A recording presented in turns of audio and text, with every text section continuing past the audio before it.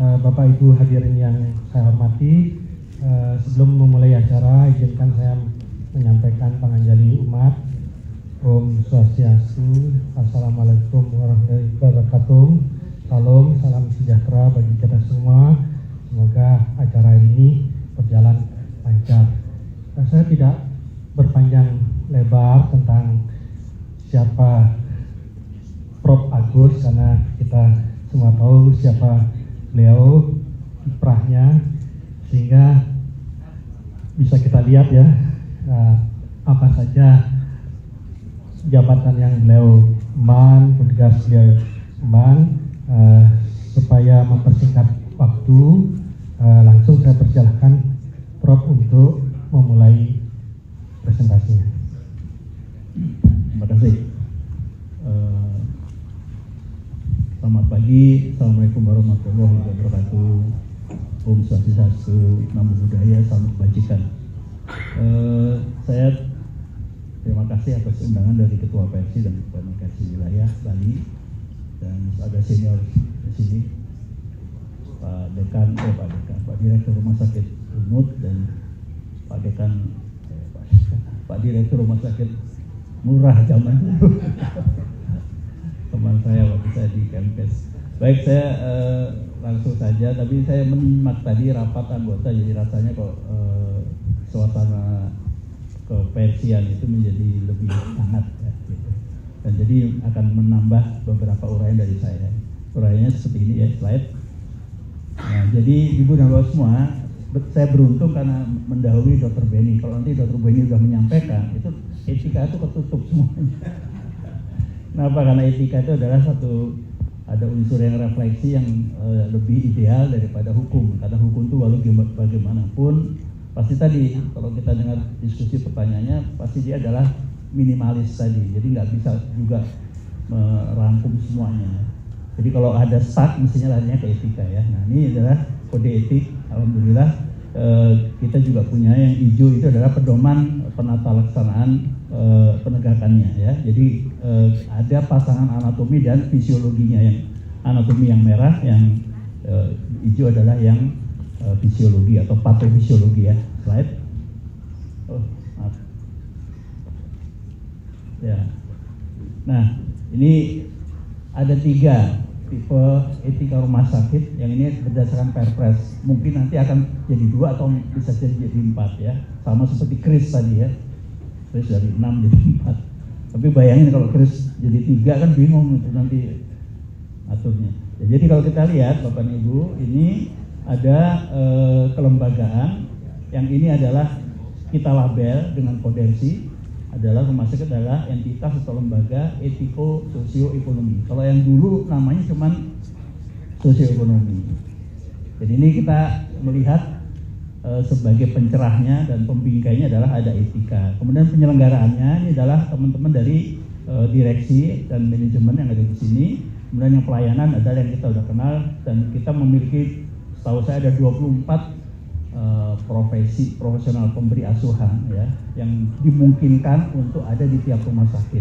Jadi Bapak dan Ibu, memang dari sini kelihatan bahwa problematika yang ada, teman-teman direksi dan manajer itu adalah profesi luhur.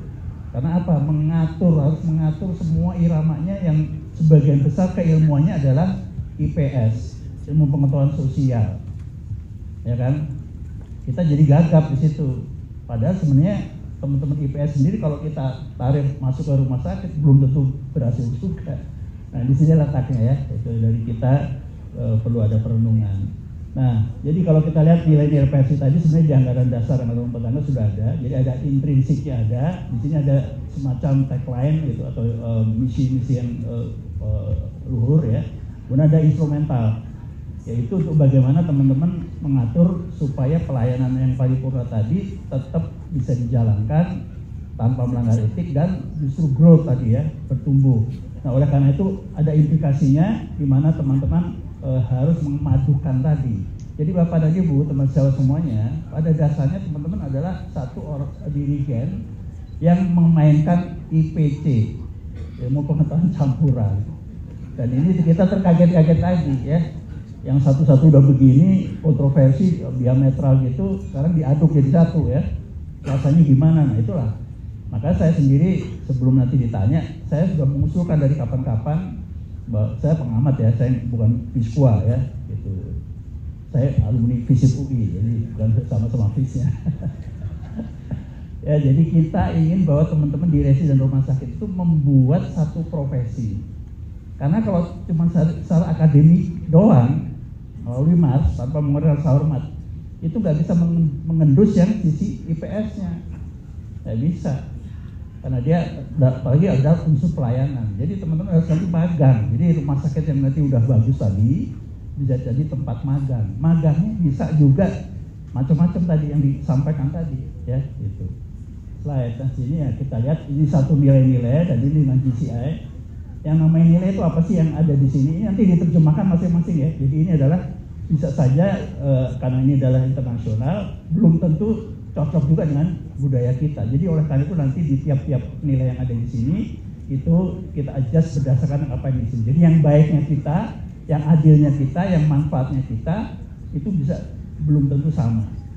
Ya, jadi karena peradabannya bisa berbeda-beda. Tadi saya mendengar sekali bahwa yang internasional mau masuk dan Bali memang menjadi melting pot yang sangat khusus.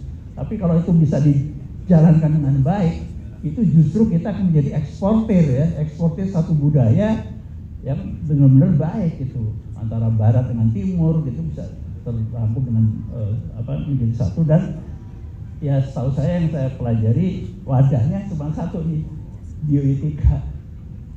Nggak ada, makanya saya juga proponen untuk mendukung pilar keempat ilmu kedokteran, yaitu bioetika dan humaniora. Pertama biomedik, 2 spesialis, 3 adalah kesehatan masyarakat.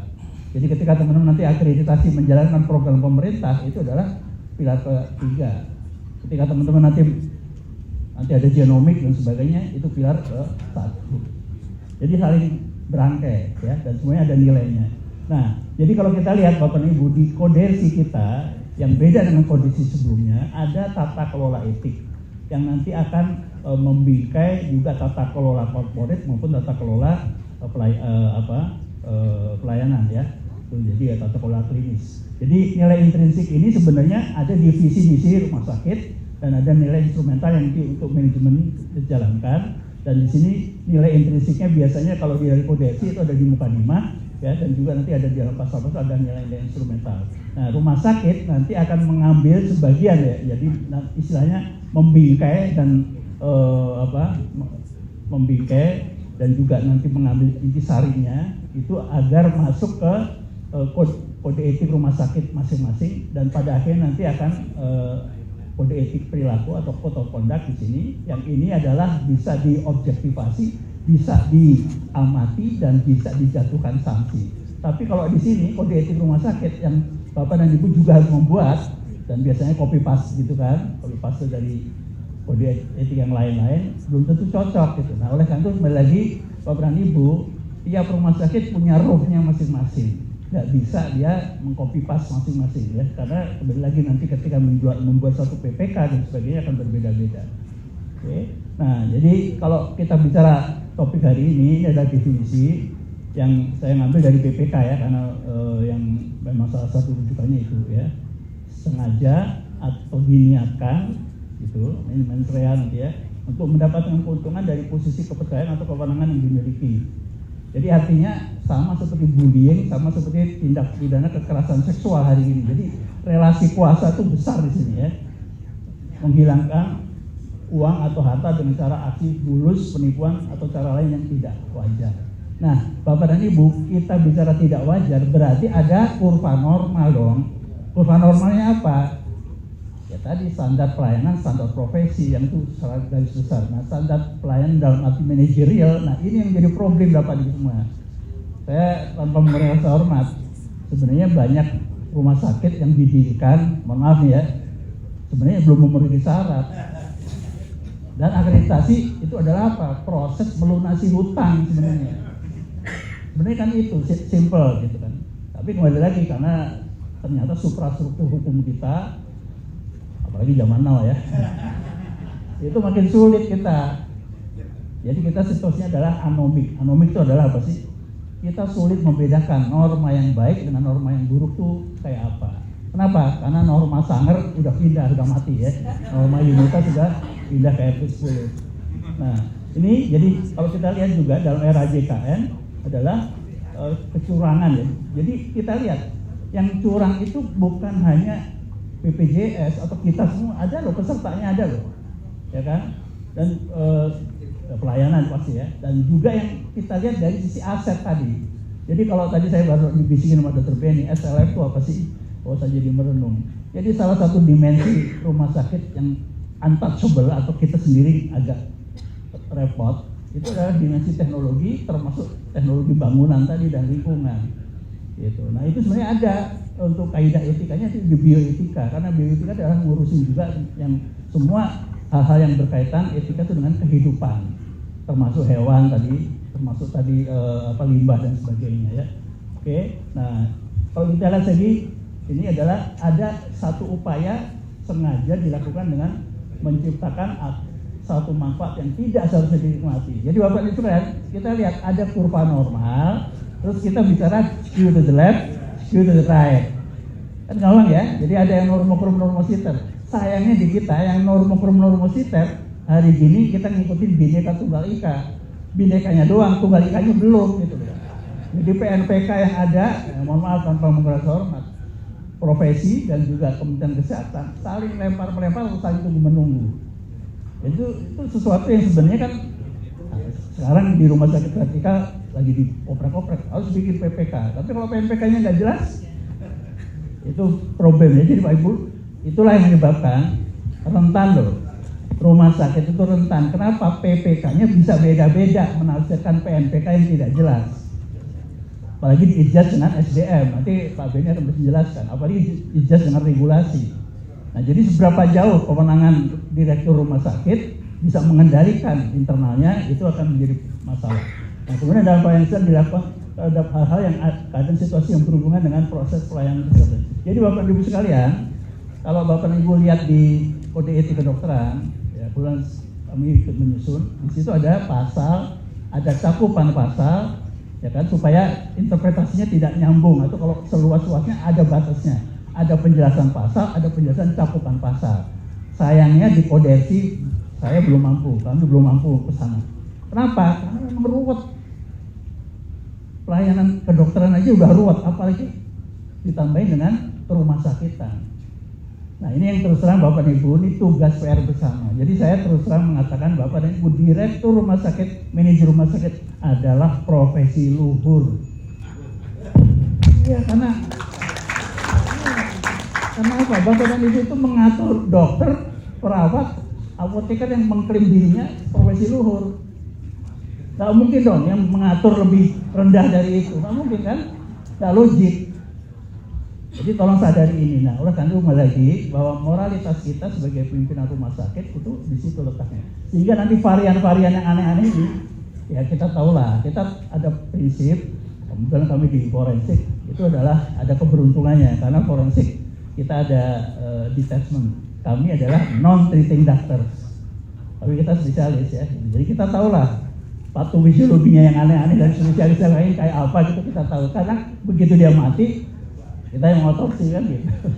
Walaupun terlambat. Gitu. Tapi kan kita rekonstruksi bisa kan di hulunya gitu ya. Jadi Bapak Ibu sekalian, kita ada prinsip yang namanya jeruk makan jeruk. Jadi yang tahu jeleknya atau menyimpangnya direktur rumah sakit, ya sesama direktur. Nggak mungkin ada orang lain. Kalau tadi dikatakan, ini kok tiba-tiba BPK mau masuk, KPK mau masuk. Dia pasti melihat ekstrak-ekstrak yang sudah memang sangat berdarah-darah. Tapi ketika kita nanti bicara hulu, itu adalah etika. Nah ini PR kita bersama ya, jadi kode etik itu nanti akan ke sana. Nah ini adalah contohnya tadi. Jadi ketika kita bicara ini, ROT adalah tadi prosesnya adalah pencarian keuntungan untuk sekelompok diri sendiri. Jadi kan sama seperti KKN ya, sama. Nah jadi kalau kita lihat di pemicunya ini sebenarnya bukan penyebab, pemicu isinya ya. Tapi ini bagi beberapa orang dikatakan penyebab. Pertama adalah memang tadi tekanan, peluang atau kesempatan dan ada rasionalisasi. Yang menarik ini nih, rasionalisasi.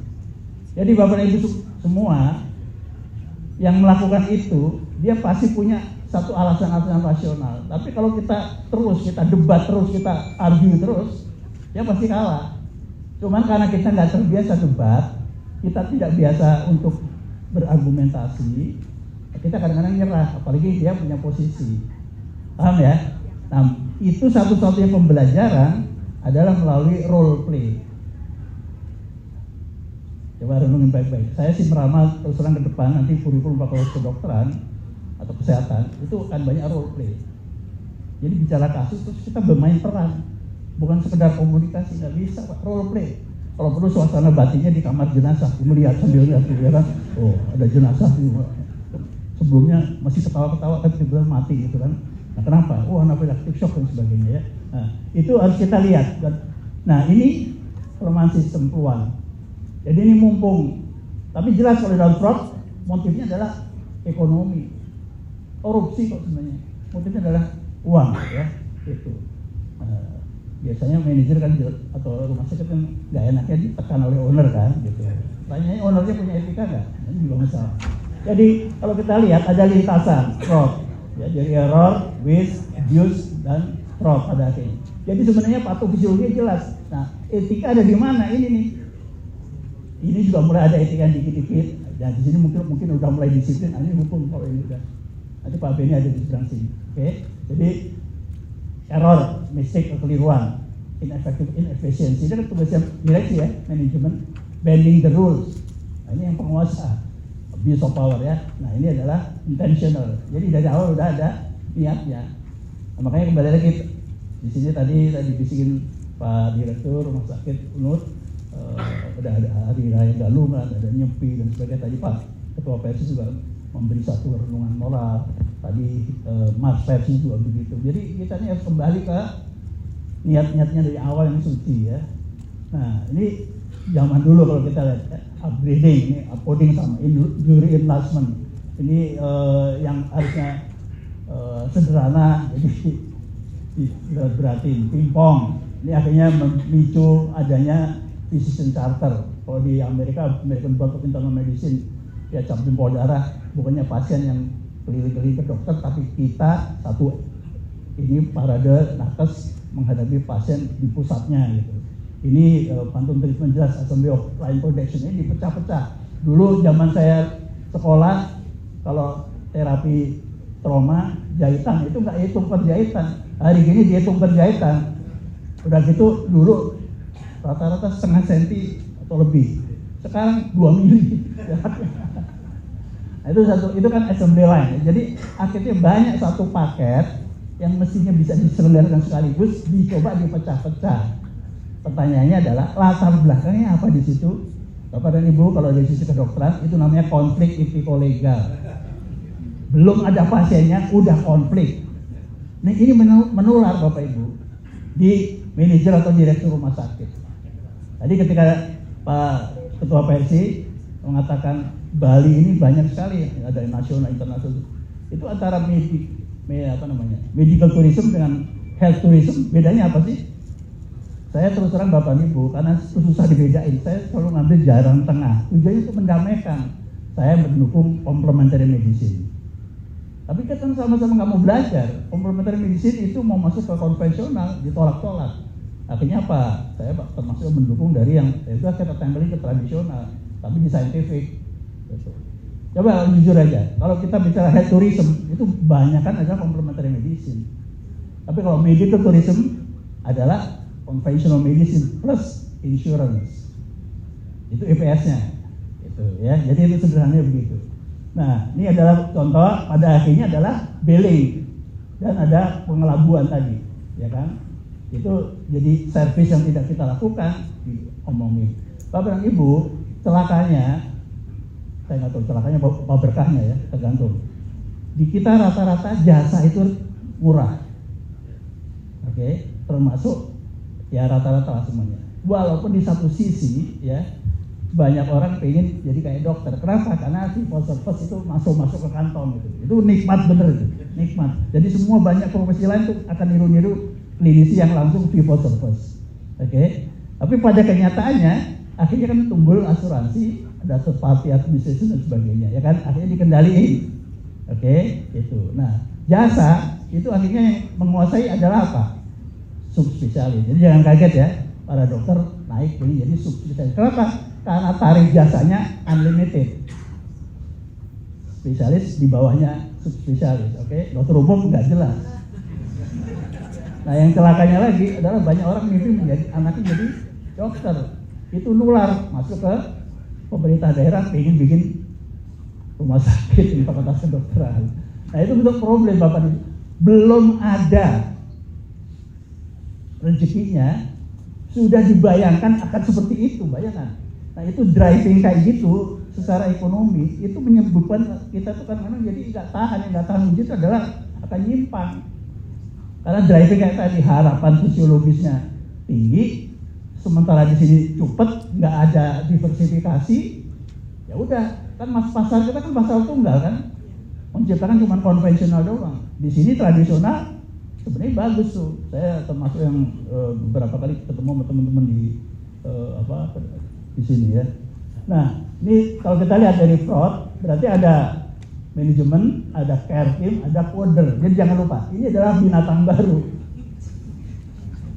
Makhluk baru maksud saya, makhluk baru yang akhirnya dia menjadi penengah. Nah, sekarang ditengarai lagi ditambah dengan IT. Oke, jadi Bapak dan Ibu ada dua profesi baru yang mestinya juga mesti dilabel profesi luhur. Sayangnya mereka nggak disumpah. Nah, makanya kami mengusulkan ya, nanti tolong di dalam hospital bayaran masing-masing begitu ada coder dan ada juga IT, sumpahlah gitu. Internal aja gitu. Sebagai satu tradisi, apalagi kalau di sini sambil diomongin tadi Pak Fajar kemarin malam bilang, oh di sini hebatnya ada karma. Kasih tahu aja bahwa kami akan karma akan datang pada saatnya gitu kan. Itu ampuh kayak gitu ya. Jadi memang kekuatan kita ini adalah sebenarnya kita ini negara yang sifatnya ketuhanannya cukup kuat, tapi kita didites karena kita mengambil sistem sekuler dan akhirnya kita memang nggak intas lagi ya. Gitu. Jadi kalau di sini nanti kita lihat, nah kemudian ini adalah nah ini. Jadi fraud dengan kolusi mirip. Jadi ini pegawai dan outsider acting ya. Ini bisa bagian vendor dan sebagainya. Ada konsernya. Oke. Penggelapan ya. Pemalsuan ini falsified reality. Ini makin jelas dengan post-truth ya. Kebenaran baru ya. Manipulation of account ya. Established ring ya. Conspiracy. Dan ini yang lebih berat lagi, extortion, intimidasi. Saya nggak tahu ketika tadi dibicarakan tentang masalah IPA, masalah nanti akreditasi dan sebagainya, apakah ini bagian dari ini ya, bagian dari ini? Saya nggak tahu, tolong diamati. Nah, saya terus terang menantang Bapak dan Ibu semua untuk studi kualitatif, kita cek di sini. Sayangnya penelitian kita tuh kuantitatif semua, di tab semua dari problem kemanusiaan kita, problem keluhuran kita, gitu ya. Nah, ini kalau kita di BPJS kemarin, Bapak dan Ibu, kenapa kok dia punya atau mereka punya satu sistem? Karena mereka menggunakan IT, gitu ya, bukan sekedar ISO, mereka punya IT dan begitu melihat ada UR-nya naik dikit, ya udah langsung dikunjungi tadi, itu patofisiologi gitu aja, gitu ya. Tapi kan nanti akhirnya apa? Penyelesaiannya apakah memang hitam putih atau abu-abu? Banyak kan abu-abu Bapak Ibu. Ya. Nah, kalau kita lihat Bapak Ibu, jadi ini dimensi kedepannya teknologi, ya. Oke, dan ini adalah penyeimbang dan penerang etika. Ini ada dasar bioetika. Jadi Bapak Ibu, saya terus terang melihat kalau cuma etika kedokteran saja tidak cukup untuk mengatasi etika perumahsakitan. Tidak cukup, karena kita ada orkestra tadi ya. Dan kembali lagi, fraud itu adalah di sini. Kalau dari sisi teorinya Bapak Ibu, fraud itu adalah bagian dari, kejahatan korporasi, kejahatan profesi dan kejahatan okupasional ya. Dan di situ menyangkut bisa pelayanan, PPA, kode PJP, bisa manajer, bisa corporate-nya. Oke, karena itu jelas ya, triangle-nya kayak gitu. Nah, oleh karena itu kembali lagi remnya adalah bioetika. Pertanyaannya adalah semua kemajuan teknologi, semua kehendak owner, semua perkembangan aset, apakah harus saat ini juga kita terapkan? Banyak pertanyaan adalah necessity, remnya. Oke, jadi kalau kita Padahal pendidikan manajerial banyak kan remnya nggak diajarin ya, jadi akhirnya ngegas terus kita. Itu yang terjadi ya. Nah, peran kita, makasih. Jadi kembali lagi, sengketa klinis. Jadi sengketa itu ada dua, sengketa medis. Kalau medis itu para dokter atau ini ya dengan pasien. Tapi kalau sengketa klinis sebenarnya keputusan klinis itu juga ada keputusan manajerial loh. Makanya jangan kaget, nanti Pak Ibu akan menjelaskan direksi juga pihak yang digugat. Oke. Nah, kembali lagi. Penyimpangan ini, sengketa klinis dampaknya dimutasi oleh penyimpangan perilaku orang-orang terhormat, ya. Dan ini merupakan victimless crime. Kita semua nggak sadar loh bahwa kalau korupsi itu dampaknya di kita. Kita nggak merasa jadi korban, victimless. Tapi ketika kita akan belanja sesuatu menjadi mahal, kita akan ke sana distrust. Oh, ini teman sealma-mater saya kok, tapi kok saya diperlakukan kayak gini ya, pura-pura nggak ngerti gitu kan? Itu yang salah siapa? Korporatnya, atau teman sejawatnya, atau nurse-nya, atau kita sendiri yang salah gitu, udah pura-pura lupa gitu ya. Nah, jadi kembali lagi Bapak Ibu sekalian, ini harus kita lihat dan ini kembali lagi ya, mulai dari clinical public coding, ya, fraud, kaosnya tadi, kemudian juga ada di sini adalah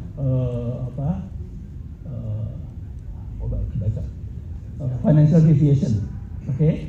Jadi kalau kita lihat pathway-nya kayak gini nih. Nah, ditambah kembali lagi yang kaosnya itu adalah integrity dan power. Nah, makanya sekarang etika akan bergandengan dengan integritas. Integritas adalah kesamaan niat, pikiran, ucapan, dan tindakan. Itu sama. Mengukurnya gimana? Nah, ini menarik di banyak fakultas kedokteran itu akan dicek dan hanya dokter-dokter yang baik yang boleh masuk fakultas kedokteran. Itu banyak tuh, ada wawancara tuh. Tapi hari ini wawancara itu sulit karena psikolognya atau psikiaternya juga bingung. Ini anomik ini bener yang diomongin bener nggak sih? Gitu. Jadi tes kebohongan nanti penting itu. Ya.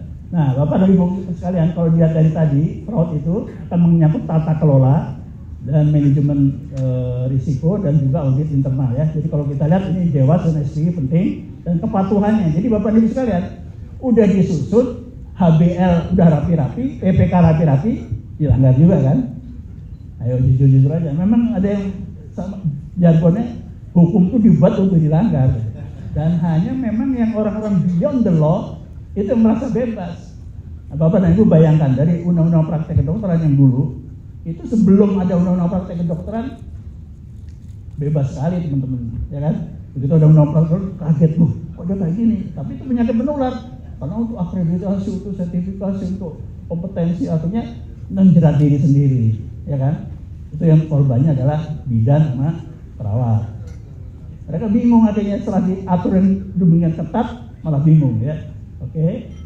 Nah, jadi kalau kita lihat Bapak sekalian, jadi akhirnya fraud itu kalau mau kita dekati akan ada melalui code of conduct ya. Jadi salah satu diantaranya ini, ya etika tadi harus jujur, tidak memanipulasi dan sebagainya ya ada di sini. Di samping juga ini ada di sini. Jadi Bapak dan Ibu bisa lihat ini nanti akan masuk dalam code of conduct atau kode perilaku dari masing-masing rumah sakitnya ya. Sorry. Nah, jadi kalau kita lihat di sini juga cukup ini slide favorit ya. Jadi ada potensinya, ada skemanya gitu ya, dan ada prone kecenderungan. Nah, ini sama seperti di kita, ada faktor pemicu, faktor underlying, faktor predisposisi, faktor kongenital dan sebagainya. Nah, sayangnya itu pendidikan itu nggak pernah di-exercise di kedokteran. Saya mengkritik terus terang. Saya dosen, tapi saya kritik juga karena pendidikan kita. Nah, lawyer, BPK, HPK itu ngumpulin jadi satu. Causal factor sama dengan predisposing, sama dengan trigger, sama dengan underlying. Ya, udah, itu aja masalahnya. Simple as that. SLF tadi lah, mau akreditasi lah, dikumpulin jadi satu tuh barangnya. Kita nggak biasa berdebat, oke? Menjelaskan, oh ini underlying begini loh, oh ini predisposing begitu loh, oh pokoknya ini kausal, udah pokoknya begitu, nah, kita lemah. Ini suprastruktur kita, hukum kita kayak gitu. Makanya kalau nggak kembali ke etika dan etika cukup jeli melihat ini akan sulit, oke? Jadi Bapak bisa bayangin nggak, kalau saya jadi aparat penegak hukum, baru potensi, udah saya bilang fraud aja nih. Ini saya bilang aja langsung fraud, padahal belum tentu gitu loh. Nah itu siapa yang bisa menapis, siapa yang bisa membela. Makanya saya juga mengkritik Pak Beni, BHP 2A di ID maupun di Persi itu ngapain aja gitu loh. Karena kan harus dilihat varian-varian tadi yang aneh-aneh tadi, kita mesti cegah gitu loh. Gimana caranya? Melalui etiko legal kita buat hukumnya, diperbarui SOP-nya, tapi bisa juga lewat konsensus itu. Nah, kita yang lupa nih, ketimuran kita sebenarnya konsensus. Jadi banyak mediasi itu sebenarnya selesai dengan konsensus sebenarnya gitu loh. Itu pengalaman saya jadi. Nah ini ya kalau kita lihat secara teori ya kayak gini nih ya. Penipuan sampai akal-akalan, kejahatan tanpa kekerasan ini gini loh. Bu, Bapak, kalau Bapak nggak mau operasi sekarang, nanti keluar dari sini ada Bapak jangan salahin saya ya. Oh itu zaman dulu tuh manjur sekali itu, manjur sekali. Kalau orang-orang zaman dulu paham lah ya. Ini akal-akalan USG ya kan, puter, nampak sol, sana nampak la, sol, la, si, do gitu kan. Kita paham lah ya. Kita paham. Jadi sebenarnya teman-teman yang sekarang ini ya, suasana kita itu niru dokter zaman dulu, mohon maaf. Nah ini, jadi kalau kita kodesi anatominya ya, yang kira-kira berdekatan dengan fraud itu adalah ini, tanggung jawab dan tata kelola rumah sakit. Ini epicenter Bapak itu. Yang lain pasal-pasalnya ya itu bisa dikait-kaitin. Kalau APH yang nakal atau nanti Makesi personelnya agak-agak nakal, makanya Pak Fajar saya bilang, Makesi tujuannya adalah pembinaan, bukan kriminalisasi. Kalau kriminalisasi Bapak tahu nggak? Semua pasal ini kalau dikaitkan dengan fraud bisa, sangat bisa. Dipancing-pancing. Nah ada di sini kan ngaku, apalagi ketemu ada satu fakta kecil aja, kecil padahal itu tekan terus. Ini sistem suprastruktur hukum kita tuh kayak begitu, jadi susah merubahnya ya. Nah ini juga gitu, epicenternya pasal 7 ya, rumah sakit wajib mengawasi proses pelayanan dan bertanggung jawab terhadap semua kejadian di rumah sakit. Penyelenggaraan rumah sakit dilakukan audit berupa audit kinerja dan audit klinis. Yang 8 adalah wajib terintegrasi menerapkan tata kelola good corporate, good clinical, dan good ethical governance. Ini yang sedang kita buat Bapak Ibu sekalian. Jadi nanti mohon dibantu, kami akan membuat satu fatwa juga untuk kelengkapan dari kodesi. Gitu. Nanti ada program yang nanti akan kita bagi ke semua Makesi seluruh wilayah. Tapi juga tidak menutup kemungkinan kalau teman-teman nanti pakar-pakar rumah sakit bisa saja memasukkan usulan ya. Jadi prinsip dasarnya kita bottom up tadi ya, supaya ini orkestranya jalan, moral, bisnis, sosial, hukum dan sebagainya ya. Nah, kalau di berikutnya lagi ya, yang kait dengan potensi fraud ini adalah sikap dan perilaku tadi, kebijakan rumah sakit. Oke. Kemudian nih pasal-pasalnya, jadi saya highlight ya, ada yang epicenternya 78, ini pasal 4 dan 5 bisa terkait. Oke. Dan ini kalau kita lihat di bab 3, kewajiban pada pasien, bisa hak pasien kena, informasi terintegrasi kondisi pasien, ini yang tadi karena dimensi abuse of power dan abuse dan study risk ada di situ, dan di sebelah sini mungkin tidak ada ya. Gitu. Nah ini kondisi fraud adalah pasal-pasal terkait 12, 13, 17, 19 ya, nanti tinggal dicari aja. Nah kemudian kondisi fraud di pasal 26 dan 27 ya, nanti Bapak dan Ibu tinggal cari. Ini saya cuma ngasih isi-isi aja, kalau nanti Bapak Ibu diperiksa oleh Makersi gitu atau Komite Etik dan Hukum, bisa aja tuh dari pasal 7, oh dia larinya ke pasal sekian. Jadi DD-nya, dari Bapak Ibu tahu ya, kalau ibarat WD-nya mungkin pasal 7, pasal 8, DD-nya bisa beberapa pasal yang lainnya gitu ya. Nah Bapak siap-siap aja melawan DD-nya gitu ya. Oke. Nah ini yang kaitan dengan jaminan sosial tadi, dari BPJS diumumkan gitu ya, dibikin umum maksudnya ya, kolaborasi tadi sudah, pembentukan standar ya, terus hubungan dengan lembaga lain. Jadi Bapak Ibu jangan kaget ya, kasus Prita yang zaman dulu sesungguhnya itu udah ada persaingan antar rumah sakit dan antar direktur rumah sakit. Oke, jadi tinggal dicari modusnya dikit, nah, jadilah. Jadi kalau kasus Prita, ingat ya, itu adalah membuktikan sudah ada konflik etiko-legal antar korporat dan antar direktur atau manajer rumah sakit. Begitu dipecat, dibedol tuh klien-kliennya. Zaman dulu perawat sama dokternya disingkirkan, dibedol perawatnya. Modus operandi kayak gitu masih ada, saya ini masih ada. Cuman variannya aja beda-beda. Oke? Nah, jadi ini pasalnya juga nanti terkait ya, saya terusin aja. Nah, kalau kita lihat di dalam Code of Conduct, itu ada integrity in billing and financial dan juga integrity in business conduct. Itu pasti ke sana arahnya ya. Dan ini kalau dari saya ambil ya, financial atau payment-nya tadi, kalau kita lihat ini mestinya masuk. Oke, ini sebagai contoh ya, kita akan membayar pada pelayanan yang secara aktual kita laksanakan ya, yang terdokumentasikan dan secara medical adalah necessary. Nah, ini adalah PNPK atau PPK-nya ya, dan ordered by a physician or other atau yang lain PPK yang atau PPA yang lain yang berlisensi. Ini sebagai contoh. Yang lain juga sama. Kita tidak ingin we do not knowingly present or cause to be presented claims of payment that are fake, fictitious or fraudulent. Ada. Jadi Bapak Ibu sekalian, Bapak dan Ibu yang punya pengalaman selama ini dengan kasus-kasus yang ada itu ditulis. Nah, itu juga yang tahun lalu kami Makesi menyediakan Makesi Award supaya ada pengakuan dosa gitu ya, tapi tanpa blaming dan shaming ya dan naming itu, supaya modus operandi yang kayak gini ini kita buat. Jadi nanti ala Indonesia ini bisa banyak nih ya, bisa banyak variannya. Ini kan ala barat nih, walaupun dia lebih tegas gitu ya, tapi belum tentu. Di kita ini bisa kadang-kadang bisik-bisik itu lewat WA gitu kan. Nah, itu bisa aja terjadi begitu ya, atau malah disantet. Saya nggak tahu juga ya modusnya ya, disantet supaya dia nggak punya argumen. Nah, Bapak Ibu kalau kita lihat pada akhirnya kode perilaku itu, yang ini jadi PR juga ya, dia kode perilaku dibuat berdasarkan kode etik rumah sakit. Tadi sudah saya uraikan. Kira-kira begitu ya. Jadi ini perangkatnya adalah sivitas sosial dan pihak luar rumah sakit, paling banyak nih kaitan dengan financial ya. Kemudian 4 kriteria Habermas, ini ada Habermas udah gini loh. Jadi Bapak dan Ibu ketika kita bicara diskusi deal, kontrak dan sebagainya, itu harus memenuhi etika komunikasi. Pertama adalah pasalnya atau yang diomongin dapat dimengerti. Kedua adalah benar, ya, jangan yang aneh-aneh. Ketiga harus jujur dan kita tepat, tidak terlambat, tidak melebar-lebar dan sebagainya. Nah, Bapak dan Ibu kelihatan di para dokter, mohon maaf, saya belajar di kriminologi gitu. Pertama kali aduan malpraktek adalah apa sih? Penyimpangan indikasi medis. Jadi sebenarnya dokter kita ini kreatif, cuma kreatifnya itu nggak sadar bahwa ketika dia simpangin gitu nanti mengatasi komplikasinya kayak apa.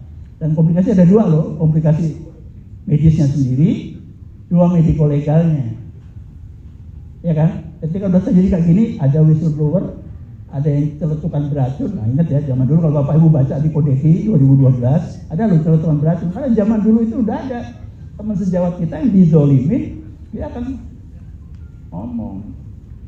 Pertanyaan saya sekarang, itu bisa terjadi di rumah sakit nggak? Sangat bisa ya, gitu ya. Nah, jadi sebenarnya Kode Etik Kedokteran 2012 yang sekarang lagi direvisi dengan yang praktek yang dialami oleh teman-teman rumah sakit hampir sama. Jadi saya terngiang lagi tuh, mirip-mirip kayak gitu. Jadi jangan kaget ya, ada kemudian celetukan beracun dan sebagainya. Pertanyaan saya nih, banyak ahli kode itu, ya gitu kan, inspirasinya dari mana? Dari teman-teman sivitas hospitalia rumah sakit. Tapi kenapa kok dia tidak bisa membenahi di rumah sakitnya masing-masing? Jadi karena saya bertanya juga, surveyor, saya bilang jadi lembaga pengawas sekarang ya. Surveyor, ahli itu. Tapi kalau kita cek di rumah sakitnya masing-masing, dibenahi nggak sih? Sesuai dengan ininya. Itu salah satu kontrolnya kayak gitu. Kadang-kadang saya mengamati gitu. Nah, Bapak Ibu, jadi kalau kita lihat tadi seperti itu, ada responsif, jadi jangan terlambat tadi ya, untuk membuat membingkai satu perilaku idaman. Itu di sini adalah ada manajer dan ada IPJP ya. Nah, ini Bapak Ibu sekalian. Sebenarnya semua fraud itu dimulai dengan bisik-bisik. Ya. Tapi sekarang bisik-bisik kena dengan jejak digital. Oke. Jadi ini start slowly, almost innocent. Jadi fraud itu mulainya adalah pelan-pelan, seolah-olah nggak bersalah gitu ya. Nah, itu udah mulai rasionalisasi. Ini kan dalam rangka menyelamatkan perusahaan untuk sustainable growth dan sebagainya gitu kan. Tapi terus sih step by step slipping into. Jadi masuk kayak kita masuk satu tempat, kita seolah-olah benar-benar masih membawa paham kebenaran. Padahal ini udah batasnya nih udah salah gitu loh. Nah itulah fraud itu seperti itu. Kolusi juga sama seperti itu. Oke. Nah jadi ini satu contohnya juga yang ini grupnya kedokteran ya. Ini ada sempalannya pasti. Ya, semua telah berniat jahat kepada pasiennya. Ini bisa terjadi di manajemen juga ya. Oke. Nah ini untuk profesional fraud ilmiah, jadi pakai ilmiah. Jadi jangan kaget ya. Makanya PPK harus kita kritisi. Pakai teknologi finansial dan legal tadi melibatkan banyak orang, terorganisir ataupun tidak. Jadi yang tidak terorganisir itu masih abuse. Nah itu hebat banget tuh, hebat itu ya. Tapi umumnya dia pasti berjamaah. Jadi kalau abuse itu masih sendirian, tapi kalau fraud udah berjamaah. Oke. Dan akhirnya ini, kalau tadi kalau kita lihat di sini, Bapak dan Ibu, kalau bicara kriminologi, ini waste itu udah kerugiannya besar loh. Fake specialist, jadi artinya belum kompeten. Fish plating tahu ya, komisi itu adalah jahat. Nah, causes ini penyakit ya kalau kita lihat, secondary deviation primary. Jadi kita ini dulunya ikut aja dalam sistem, ikut itu ya, seksiu cesaria atas dasar indikasi weton, enak, ya gitu ya. Terus masuk itu, enak, gitu kan. Nah, jadi akhirnya dari secondary dia jadi primary. Gua praktek semata-mata atas seksiu cesaria atas indikasi weton. Itu contoh, mohon maaf Pak Fajar ya. Karena saya kebetulan banyak di grupnya pidanan waktu itu. Kemudian person in situation control dating. Yang lainnya gitu-gitu juga kok. Ya sudahlah, aku ikutan juga control dating. Highly strong materialistic tadi jelas ya, yang matre. Internal acceptance tadi. Gua gini-gini nggak diapa-apain sama atasan gua sama senior gua kok. Nah, jadi akhirnya social influence ya, reinforcement, social learning process tadi. Kok gitu tuh bisa dipelajari ya ternyata ya. Nah, ini yang saya khawatir tadi. Kalau pelajaran di semua akademisi ataupun profesi tanpa adanya batas etika, itu adalah sekolah development musuh adalah teman sejawat Anda. Ini ya tadi ya kita sebenarnya saling bersaing, tapi akhirnya tadi ya musuh Anda teman bisa konspirasi gitu loh. Jadi jangan kaget ya tiba-tiba beda partai, tiba-tiba kompromi. Itu yang nggak terjadi di kita ya. Saya belum pernah lihat ada seorang direksi dipecat dari owner satu tempat itu terus suatu saat ada lagi musuhan lagi, akhirnya keluar ngopi bareng-bareng. Kita nggak ada kayak gitu tuh. Lawyer tuh udah gitu ya Pak Beni ya. Makanya saya belajar gitu. System trust, sebagai teori yang jelas ya. Grouping to assets ini tadi. Kalau aku tidak proud, nggak bakal untung. Tolong direnungin teman-teman. Aku kalau tidak pakai BPJS nggak bakal untung. Makanya kita put-put punyanya ke BPJS. Padahal sebenarnya pelayanan itu kan yang umum juga sudah ada buktinya tanpa BPJS. Contoh gigi itu adalah banyak kan nggak BPJS, tapi kok bisa hidup. Ini satu contoh ya. Bahasa jauh-jauh tanya ke dokter gigi itu nanti ya. Nah ini beberapa hal kembali ke nanti SPI. Jadi ini tentang obat yang ada di pengadaan tadi ya, general dengan yang pelayanan. Jadi antara pengadaan pelayanan ini seriesnya mesti nyambung. Itu kan simple aja kan. Pertanyaannya series masing-masing nyambung nggak? Oke. Nah ini tadi kuldat dan data farmasi klinik komponen ruang lingkup yang lain dan sales untuk mengungkap tadi ini. Jadi yang bisa mengungkap ini adalah memang IT. Bapak Ibu sekalian, perilaku yang menyimpang hanya bisa kepatuhannya adalah dengan IT, karena IT itu adalah nggak punya perasaan, dia menyajikan data. Cuman pertanyaannya adalah data tadi kalau nggak semua di-share semuanya, tetap dikuasai oleh si penguasa, itu yang jadi masalah. Oke, jadi sebenarnya kita ini sama-sama tobat gitu loh. Oke, supaya benar-benar berubah gitu kan. Gitu. Oke, nah ini sistematik kolega. Jadi Bapak Surya ini pidato pengumuman saya waktu itu. Jadi sebenarnya tanggung jawab kita tuh ada diri sendiri, disiplin, dan liability pada pihak ketiga, pada pasien atau klien kita ya. Ini SPO kita Pak. Jadi SPO tuh kita buat tiap kali. Jadi Bapak Ibu sekalian, kalau saya tuh disuruh menilai direktur rumah sakit itu mana yang berprestasi, mana yang tidak, kita lihat SPO-nya. Ya, kalau semuanya copy paste aja hanya dalam rangka akreditasi, itu sih. Tapi kalau dia real, dia sidak ke bawah, dia ngecek semuanya satu persatu, dia adop semuanya, konflik antar sejawat yang dimulai dengan jadwal jaga 24 jam sehari. Rata nggak? Adil nggak sih? Kalau yang ownernya adalah, makanya zaman dulu Bapak Ibu, saya dulu di MKK, itu dulu Prof. Sambil, ketua MKK dulu, saya gara-gara megang tasnya. Jadi fatwanya begini beliau, semua owner nggak boleh praktek di rumah sakit yang dimilikinya, supaya jelas tidak ada konflik kepentingan. Dia prakteklah di rumah sakit lain, jadi dia bisa tahu, oh manajer ini kok begini ya. Gitu. Karena zaman dulu itu rebutan prime time, Bapak Ibu.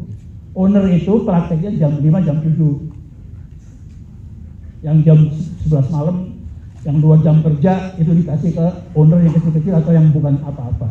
Zaman dulu Bapak Ibu saya nih masuk rumah sakit pasti mikirnya seumur hidup saya di rumah sakit ini, termasuk rumah sakit swasta. Hari ini Bapak Ibu semua begitu masuk ke rumah sakit, kontraknya berapa? Sebulan kadang-kadang ada kontraknya seminggu. Gue nggak yakin sih. Dulu masih wah bisa 5 tahun, lama-lama turun 3 bulan.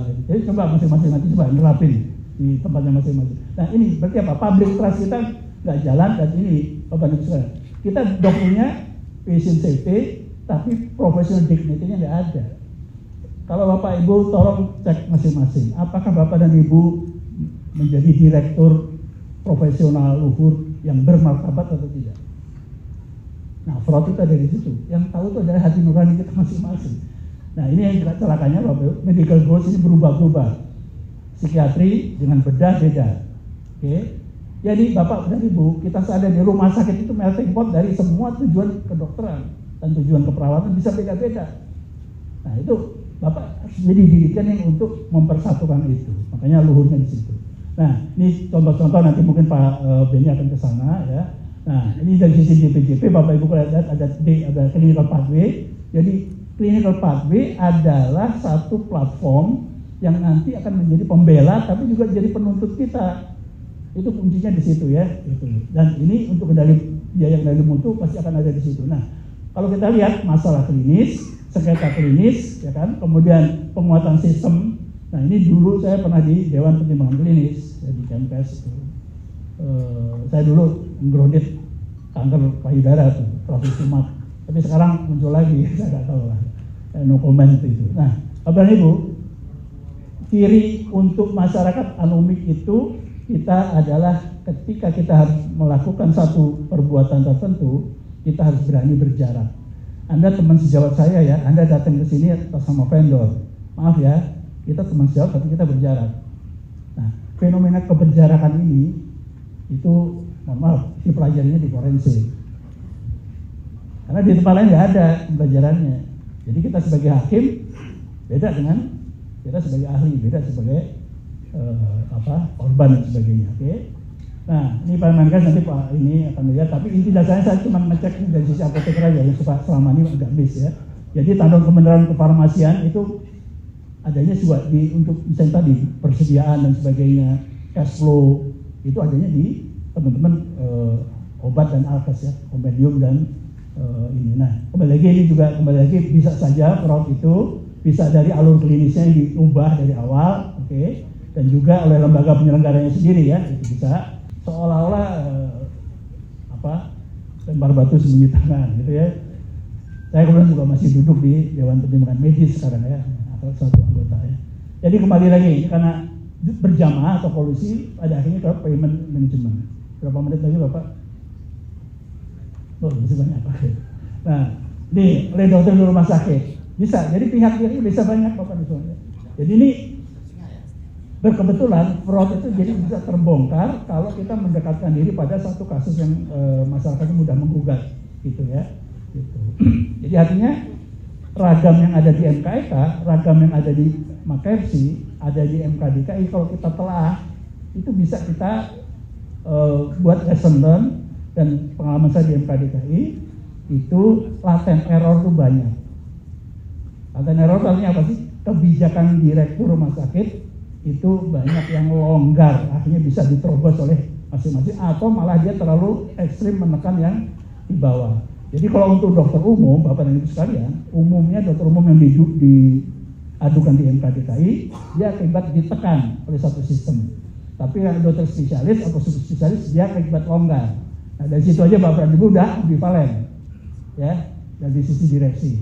Nah kemudian tadi ini oleh pasien, jangan lupa, walaupun jarang terungkap Bapak dan Ibu, dari sisi kriminologi bisa saja pasien itu adalah seolah-olah mengadukan, padahal sebenarnya itu motifnya adalah akan bisa membongkar atau malah menutupi satu kasus. Jadi sekarang ini jangan kita merasa bahwa pasien itu adalah pihak yang memang enggak, hari ini bisa tuh dikolusikan ya gitu. Oke, dan terus terang saya mendukung adanya organisasi pasien.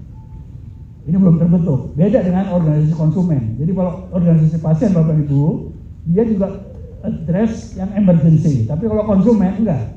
Konsumen itu adalah mengadres situasi yang elektif. Kalau yang emergency enggak. Nah, pertanyaan saya adalah di tiap perhimpunan kita, di tiap nanti standar atau IGD kita, itu yang namanya kriteria emergency mantap atau tidak? Itu yang saya bertanyakan kalau teman perhimpunan. Jadi emergency on OBGY dan emergency on psychiatry itu bisa sama nggak? Kalau itu ada dua penyakit pada satu orang, gimana caranya mengatasi? Jadi jangan kaget Bapak Ibu sekalian ya, emergency IGD itu penuh sesak di situ karena pengen diagnosis. Makanya sekarang ada spesialis baru yang mendedikasikan untuk mengosongin IGD sebenarnya, itulah emergency medicine. Nah kebetulan saya jadi medical advisory board untuk Jasara Harja. Ternyata itu cocok dengan forensik klinik Pak Dudut. Jadi luka ringan, luka sedang, luka berat itu ternyata sama seperti triase. Gitu. Nah, emergency medicine kewenangannya adalah oke, yang penting diatasi dulu semua tanda-tanda vital yang emergency tadi. Begitu diagnosis masukkan ke bangsal masing-masing. Nah ini juga Bapak dan Ibu mengurangi ini untuk risiko rumah sakit vertikal Bapak dan Ibu. Karena biasanya gitu, emergency masuk di rumah sakit vertikal, tapi di balik itu tiba-tiba nggak dirawat di rumah sakitnya tersebut, tapi lari ke tetangga sebelah. Nah, kita pahamlah itu ya, itu situasi kayak gitu tuh. Ya. Nah, jadi kembali lagi Bapak dan Ibu, itu ada problem. Nah ini, jadi Bapak dan Ibu sekalian, ini yang sebenarnya di secure, tapi saya yakin inilah manajemen normositernya teman-teman rumah sakit. Cuman yang di luar ini nih. Yang luar ini adalah yang skew to the left, skew to the right-nya, oke? Jadi ngadepin kartel gitu misalnya, ngadepin tax evasion dan sebagainya. Itu kayak gitu lah. Jadi akhirnya kembali lagi, ini sudah ada kasusnya ya. Ini problem di kita ini, ya. Bisa dilihat. Nah, rekomendasi KPK memperbaiki evaluasi data kepesertaan, terutama penerbangan iuran dan juga tadi menyelesaikan PNPK dan Dinas Pijis tadi yang betul Pak Ketua Persi tadi.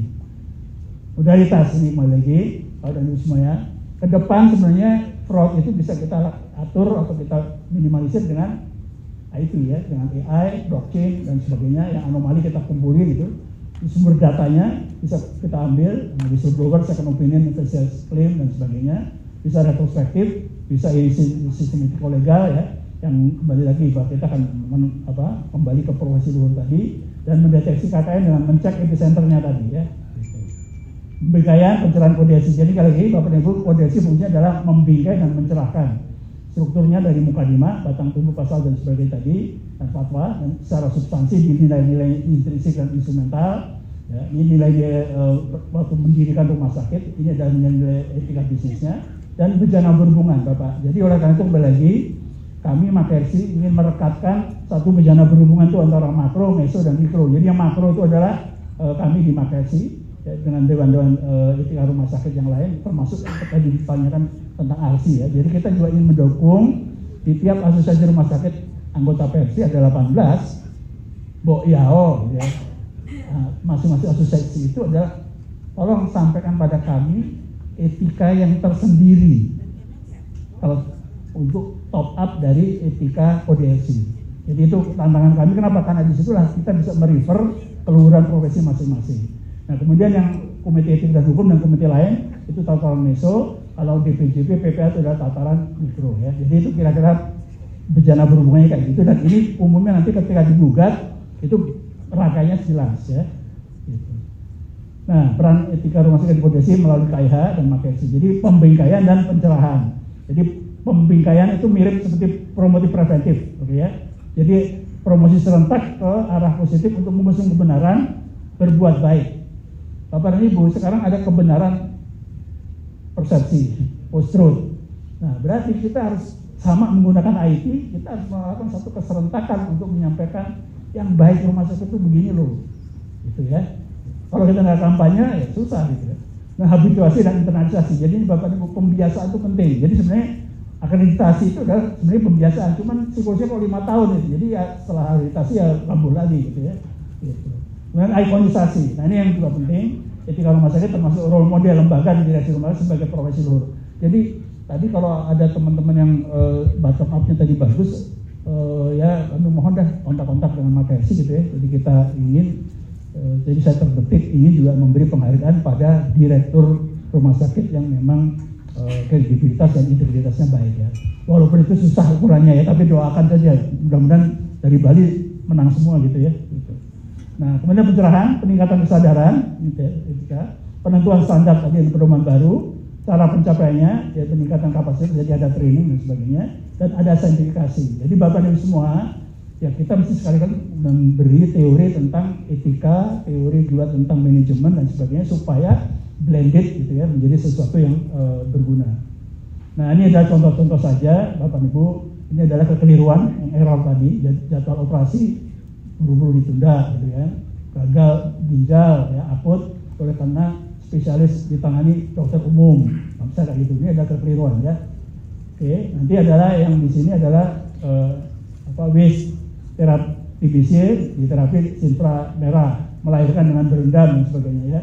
Itu lansia diberi 10 antibiotik dan sebagainya. Ini adalah waste, berlebihan. Penyalahgunaan abuse tadi, layanan menyatu dijadikan pila-pila, penggunaan ventilator berlebihan, readmisi, urea dan sebagainya tadi ya. Oke. Nah, yang fraud ini ya, tagihan fiktif, prosedur fiktif, jangan fiktifnya lah ya. Oke. Nah, Bapak Ibu, sumber dari semua itu apa sih?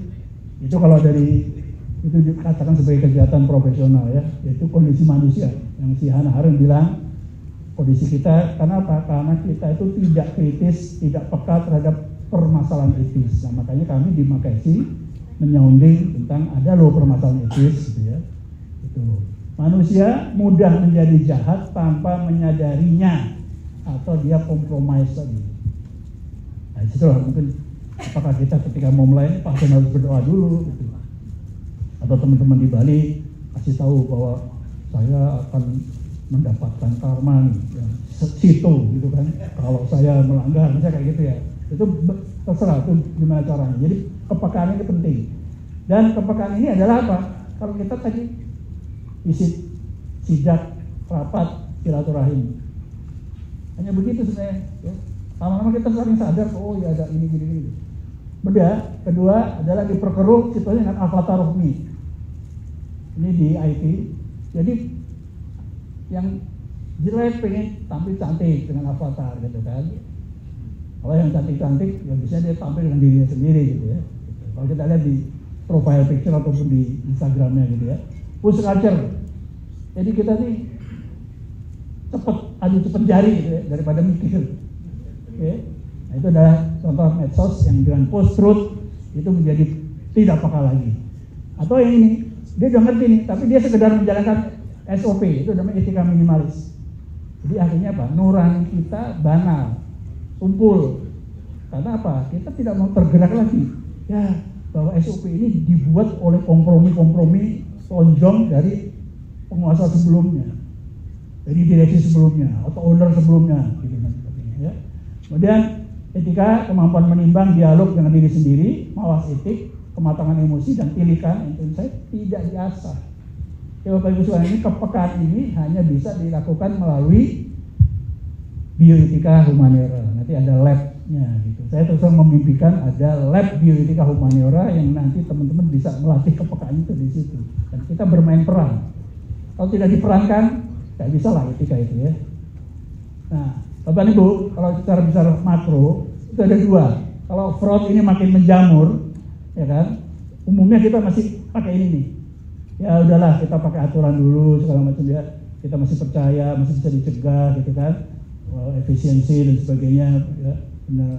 Tapi kembali lagi, jadi ini juga hanya bisa dilakukan kalau memang risiko polusinya tinggi gitu ya, atau low carbon risknya rendah. Tapi lama-lama masyarakat itu nggak puas, jadi akhirnya masuknya ke kriminalisasi. Jadi Bapak Ibu semua, Pak KLC mengambil yang ini, cooperation model. Tapi kalau semuanya nanti terbuka, di antara Anda juga nanti ada yang nggak puas, mesosin semua, jatuhnya ke sini nanti, kriminalisasi model. Jadi semua dicap sebagai penjahat lebih dulu. Nah, kita sebenarnya ngecap market ini adalah ini menyimpang, bukan penjahat. Teman dan Bapak semuanya karena profesi luhur, ada penyimpang, devian, penakal, bukan penjahat. Tapi kalau udah di sini adalah dicap sebagai penjahat. Makanya diembat secara keras. Ya. Nah, Bapak Ibu, ini kuncinya. Ketika kita mau sadar, ini nih, ya kita harus mulai gitu loh, mencegahnya. Nah, cuman kenapa kok akhirnya kita jengah ya, sama seperti korupsi lah ya. Kita udah tahu lah korupsi banyak, tapi kan kita diemin gitu ya.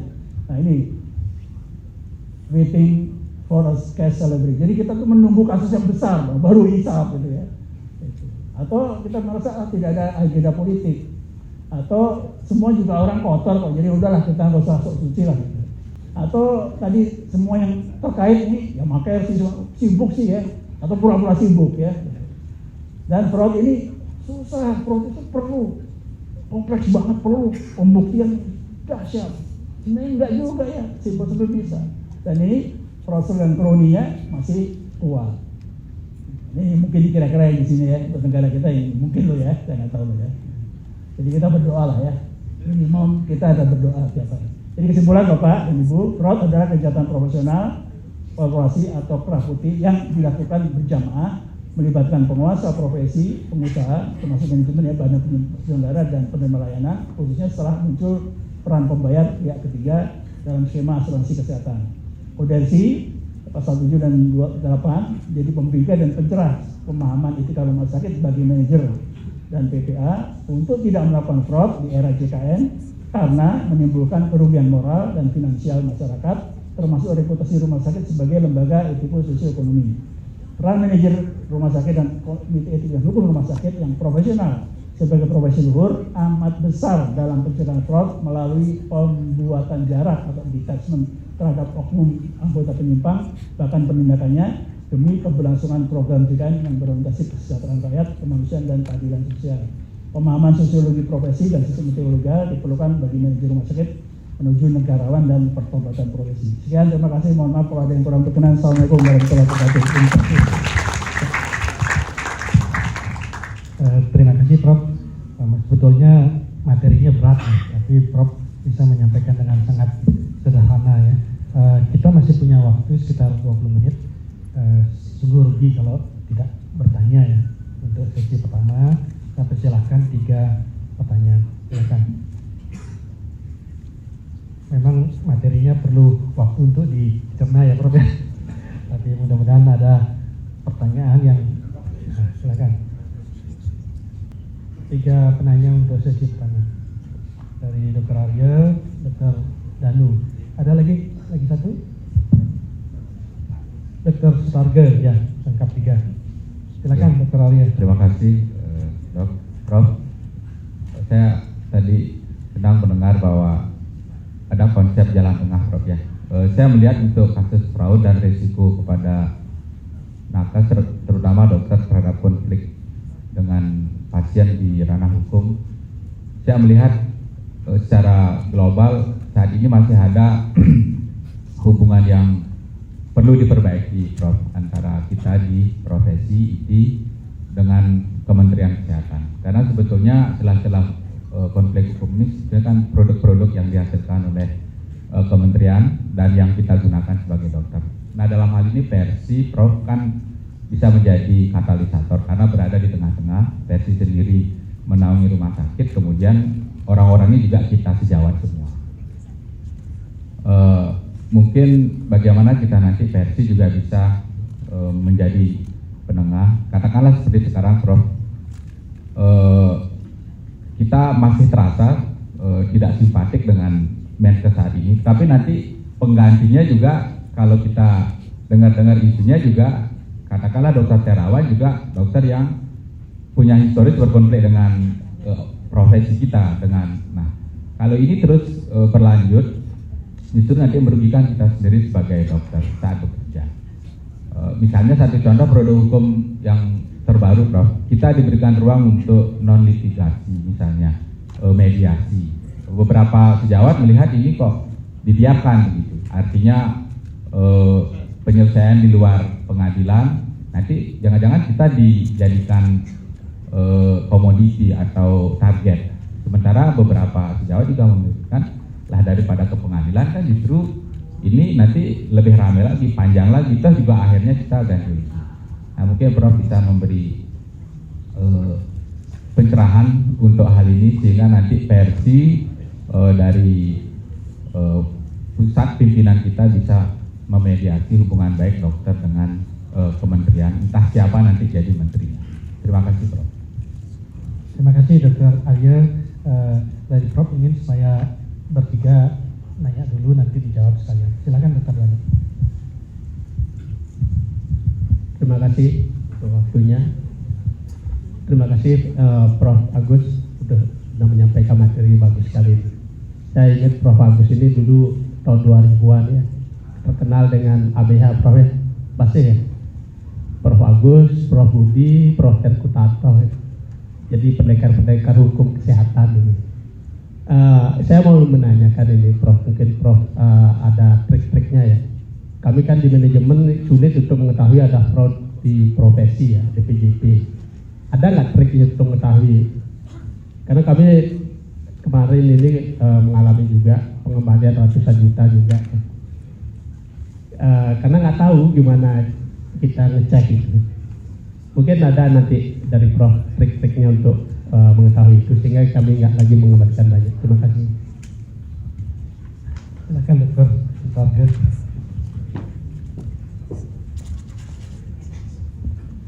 Prof yang saya hormati, saya agak bingung jadinya karena ini antara masalah etik dan masalah, maaf dalam bahasa, masalah kriminal. Katakanlah ini yang kita bicarakan ini kan masalah etik ya, masalah etik. Kemudian ada malpraktik yang menurut saya itu kriminal. Nah sekarang pertanyaannya, apakah masalah etika ini bisa dibawa ke pengadilan, Prof? Terima kasih, Prof. Terima kasih Dr. Sutarjo. Mungkin Prof langsung kalian menjawab, Prof. Ya baik, terima kasih. Saya rangkum jadi satu ya. Terima kasih atas pertanyaannya dan apresiasi untuk para penanya. Pertama tadi pertanyaannya tentang kalau saya merumuskan adalah etiko legal terhadap situasi anomik masa kini gitu ya, yang menyangkut petinggi atau katakanlah konflik meso atau konflik makro ya gitu. Jadi Bapak dan Ibu, kita terbiasa menangani konflik mikro ya. Sekarang meso sudah tadi saya terangkan karena ini kodeksi adalah menyangkut masalah meso, tapi ternyata di trigger makronya juga konflik. Ya, jadi pertama ya mesti diperlukan niat baik dari keduanya untuk dialog, itu satu. Ya, karena oleh karena itu perlu lobbyis. Kita tuh kurang dari dua sisi, lobbyisnya kurang. Saya pernah di KMK, soalnya saya tahu jeroannya masing-masing, oke? Gitu. Jadi dialognya itu kurang. Jadi masih kayak jadi tadi saya mengatakan ada dialog itu ya etika diskursus komunikasional ya dari Habermas. Jadi artinya ada niatnya dulu, dan ketika ada yang berkonflik di situ itu sebenarnya nggak boleh ikut dialog di situ untuk memecahkan masalah. Jadi yang punya konflik kepentingan dia harus keluar dari diskusi itu. Itu salah satu. Jadi kalau pemerintah juga punya konflik, pemerintahnya keluar dulu. Nah, oleh lembaga-lembaga yang lain yang mana terserah, kita bisa pakai ombudsman, mungkin bisa pakai yang lainnya, saya nggak tahu nanti siapa, atau DPR gitu ya. Gitu. Itu satu ya. Nah, kedua adalah kita mempelajari dinamika yang tadi saya sampaikan. Kalau tadi problemnya di dua tadi akhirnya hukum dan hukum menjadi panglima gitu kan. Pertanyaannya kan tadi sama Pak Suarga tadi, hukum menjadi panglima harus ada kepatuhan. Tetapi kita juga dibekali dua hal, yaitu sosiologi hukum dan filsafat hukum. Oke, Nah ini yang dua ini kurang nih. Nah, sosiologi tadi saya menjelaskan kalau fraud itu banyak dimensi ekonominya, oke, financial gain-nya yang banyak. Nah sekarang pertanyaannya, bisa nggak teman sejawat kita kembaliin? Kita punya Pancasila ya kan, punya keadilan sosial pasal 5, ditranslate ke pasal 3 bersatu tadi, melalui pasal 4 demokrasi masuk ke pasal 2 untuk kemanusiaan. Kalau itu bisa dilakukan translasi itu tadi secara baik, diterjemahkan, mestinya bisa, ya kan? Jadi ada keadilan sosialnya. Nah makanya artinya kayak rumah sakit kalau dia eksklusif nggak cocok sama di kita. Tapi pertanyaannya ketika ditorehkan ada rumah sakit for profit, ya itu jelas lah. Nah tinggal misalnya ketika ada rumah sakit for profit adalah mestinya dibalance dengan rumah sakit not for profit. Nah definisi ini apa gitu loh. Ini yang selama ini kita kurang gitu loh. Oke, dan ini bisa diafirmasi. Oke, jadi nah, kita kalau kritik dua-duanya entah ID dalam arti perimpunan ya, perimpunan atau ID secara entity maupun pemerintah yang sekarang afirmasi terhadap yang ini yang mana. Makanya saya berkali-kali terus terang mengatakan kita afirmasinya kalau untuk profesi ya ke dokter umum karena dia masa yang terbesar. Kalau kita cek dokter umumnya dia dapat apa sih? Jujur aja, tadi saya katakan jasanya kecil, jadi akhirnya kita adalah rebutan produk Bapak Ibu semua. Saya dulu waktu praktek dokter umum zaman jahiliyah dulu saya dispensing, melanggar hukum, tapi gimana saya nggak bisa hidup kok. Nah, kayak gitu bisa ditolerir nggak? Yang kedua nih yang tidak adilnya di kalangan kedokteran, aman dan bermutu. Nah, aman dan bermutu itu kan porsinya apoteker, tapi kadang-kadang kita di blame gitu. Nah ini BHP 2A dan sebagainya itu blame gitu. Kita lobby gitu loh untuk supaya afirmasi kayak yang sini. Dokter puskesmas diafirmasi, dokter pelayanan primer diafirmasi. Ini pecah juga pelayanan primer. Nah itu yang terjadi. Jadi Bapak dan Ibu, kita bisa memanage konflik etik kolegal udah bagus. Oke. Jadi saran saya kita orientasi pada produk itu dibagi rata, diatur gitu supaya rata gitu loh. Kalau nggak diatur sekarang ini kan akhirnya kita yang terjadi adalah salah logika. Jadi salah logika adalah begini, karena kita main di undang-undang Pradok diikuti akhirnya kompetensi kan menjadi primadona kan, kompetensi berbaju kewenangan. Nah itu IPA dan IPS nyatu jadi satu. Itu yang nanti logikanya adalah ikan menentukan akuarium. Jadi pecahnya kita ini karena ikan menentukan akuarium. Ini belum terjadi di direktur rumah sakit, tapi setelah nanti undang-undang masuk nih, non dokter boleh masuk, jangan-jangan terjadi ini nanti. Harusnya kan akuarium menentukan ikan. Nah, direktur rumah sakit punya misi luhur di situ. Akuarium Anda itu menentukan ikan-ikan apa yang boleh praktek di situ. Tidak dibalik. Kalau dibalik ini kan subspesialis menentukan pelayanan, menentukan bentuk rumah sakit, menentukan bentuk klinik utama. Nah, itu jadi problem. Ya. Jadi menurut saya itu masih banyak masalah lain yang jangan. Menurut saya sekarang kalau saya lihat ini cuma ganti casing aja kan. Kalau pendapat pribadi saya ya, gitu. Tanpa murni saya hormat ya. Memang ada perubahannya, tapi ini ganti casing. Kalau tadi soal yang tuntutan hukum dan sebagainya kan masih dengan mediasi. Mediasi itu sebenarnya kan gini, pengertiannya adalah pasien itu sudah menjadi korban loh di dua sisi. Pertama adalah korban finansial, oke, karena ini nggak ada yang ngontrol, makanya kan harusnya ada third party administration termasuk juga BPJS, itu satu, ya kan. Kemudian yang kedua adalah dia korban ketika malpraktek, kan itu dari teori penerbangan, ya kan. Pilot sama kita bedanya di situ ya. Kalau pilot ikut mati juga ya, kalau kita kan nggak ikut mati, kan ada sentinel nggak ikut mati kita kan. Nah berarti dia korban pasien itu, ya kan. Karena udah ada kayak gitu, kemudian kalau dicamkan baik-baik, kegagalan profesi kita adalah kita tidak bisa mendeliver prognosis secara baik, secara proper tadi ya, yang diskursus tadi tepat, dapat dimengerti. Prognostikasi ini penting Bapak. Pembelajaran kita dari dulu tuh berhenti di diagnosis dan terapi. Diagnosis dan terapi adalah untuk kepentingan siapa? untuk kepentingan kita. Kalau pada dulu jadi pasien, apa sih pedulinya diagnosis terapi, nggak ada urusannya kok. Yang penting ini aku nih ramalan saya ini jadi kayak apa sih? Saya mau mati atau mau terus? Ini kantongku bayarnya banyak atau enggak? Itu pembelajaran kita empati nggak tuntas, prognosis kita nggak tuntas. Saya terus mengkritik, bukan karena benci enggak, tapi itu poin-poin yang mesti kita selesaikan. Jadi dengan konflik yang ada di sini ini bisa memperbaiki prognosis enggak? Satu sehat tadi, satu sehat bisa memperbaiki prognosis enggak? Jangan-jangan dia malah memperbesar litigius masyarakat. Dia dapat amunisi untuk menggugat karena datanya ada barangnya. Tapi prognosis dicantumin di satu sehat enggak? Enggak kan? Jadi akhirnya kita harus mendalilkan Bapak dan Ibu. Gitu loh ya. Jadi ini problem PR kita masih banyak. Jadi kalau cuma gitu aja masalah SR umur hidup itu masalah kecil-kecil menurut saya sih. Tapi yang hakikat yang terbesarnya belum masuk di situ. Belum yang formularium. Makin lama makin banyak. Kompendium juga gitu. Coba kalau dari teori manajemen, formularium mestinya makin sempit dong. Yang top up makin kurang dong. Karena apa? Dia sudah masuk embedi di dalam standar. Tapi kita kan mentolerir top up. Artinya top up itu artinya apa sih? Kan penyimpangan kan dari kaidah dasarnya kurva normalnya CBGs. Itu kritik kayak gitu tuh siapa yang mesti memberesi kan? Gitu ya. Terus pertanyaan kedua tadi tentang deteksi mudah untuk penyimpangan tadi ya. Jadi jadi gini, untuk segala macam tadi sebenarnya adalah kita punya teman di situ TKMKB.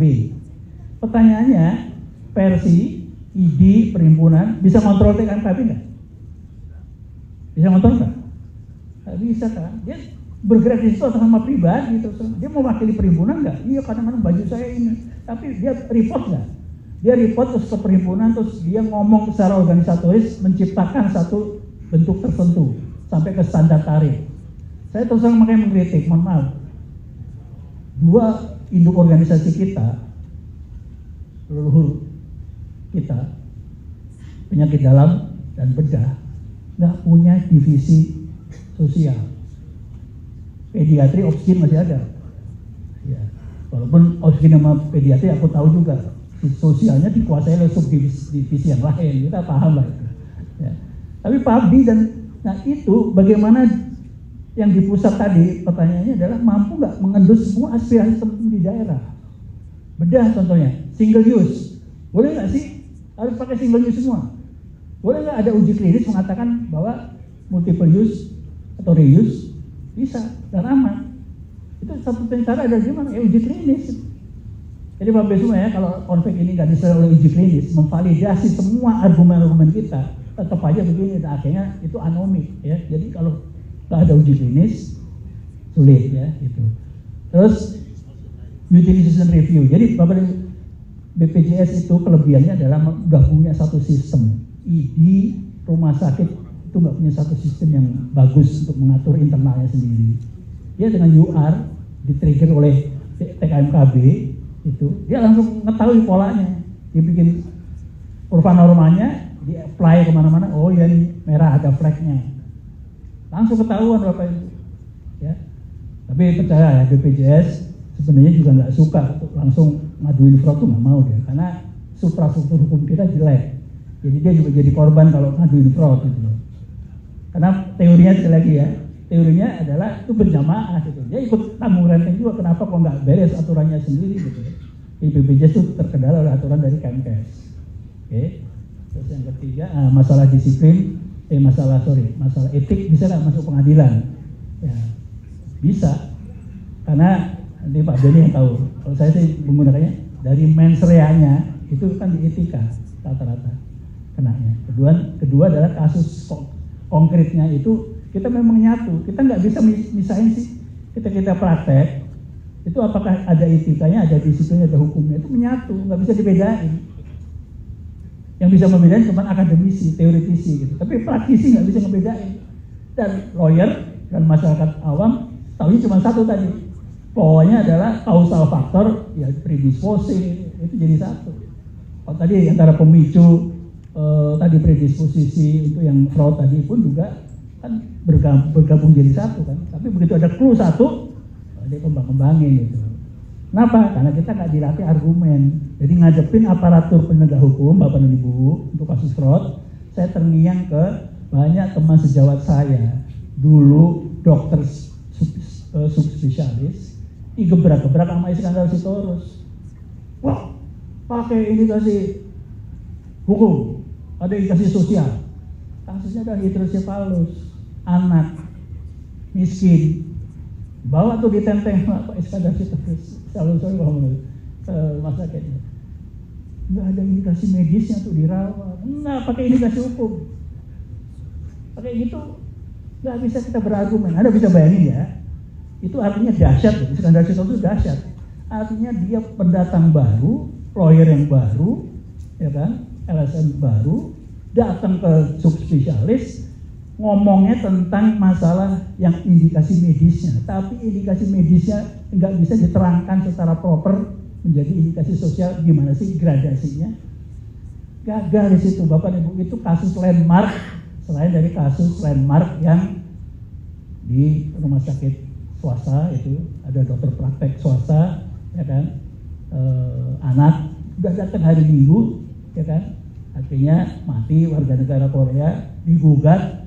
Oke, suruh bayar dan sebagainya. Rumah sakitnya mengambil pengacara terkenal O.C. Kalidis. Akhirnya tadi mediasi, tapi kan mesti bayar pengacaranya kan, yang bayar sio. Ternyata saat itu belum ada aturan 50-50 bayarnya gitu. Jadi bisa bayangin dulu kalau nggak salah sekitar 350 juta lah tarifnya. Itu flat call ya. Rumah sakit bayar separuh, dokternya bayar separuh. Anda bisa bayangin 25.000 tarifnya untuk bayar tarif lawyer 175. Jadi saat itu saya menyampaikan pada teman-teman praktek kedokteran bisa minus. Artinya apa? Praktek rumah sakit bisa minus loh. Kalau ketemu yang lain-lain. Nah, Bapak dan Ibu, pertanyaannya sekarang, seberapa amannya kita untuk menyewa satu lawyer yang mahal? Itu jadi problem. Nah, karena standarisasi yang ada di bidang medical legal, lawyer dan sebagainya itu kan perlu kita standarisasi juga mestinya. Itu tugasnya siapa? Tugas kita bersama. Okay? Jadi kalau kita bicara hukum, mumet Pak. Makanya saya kembalinya ke masalah etika. Mudah-mudahan terjawab ya. Terima kasih Prof. Mohon maaf ini Prof, waktunya juga yang harus memisahkan kita. Jadi hari ini kita kan proses belajar Prof. Jadi tadi Prof menyampaikan bahwa direksi itu adalah profesi luhur ya. Jadi kalau ingin tetap jadi direksi, jangan lupa belajar. Ingat jangan mendelegasikan proses belajar. Karena apa? Tanpa kita sadari sebagai direksi kita adalah guru ya, digugu dan ditiru. Demikian closing statement dari saya. Terima kasih Prof atas pencerahannya. Saya kembalikan kepada Yusuf. Saya mohon maaf kalau ada yang kurang berkenan ya. Jadi saya mengorangnya gini cepat-cepat gitu ya. Gitu. Mudah-mudahan teman-teman mengambil yang baik-baiknya saja. Itu namanya eklektik ya. Gitu. Yang buruk-buruk dari saya jangan diambil ya. Yang baik-baiknya saja diambil. Terima kasih. Assalamualaikum warahmatullahi wabarakatuh.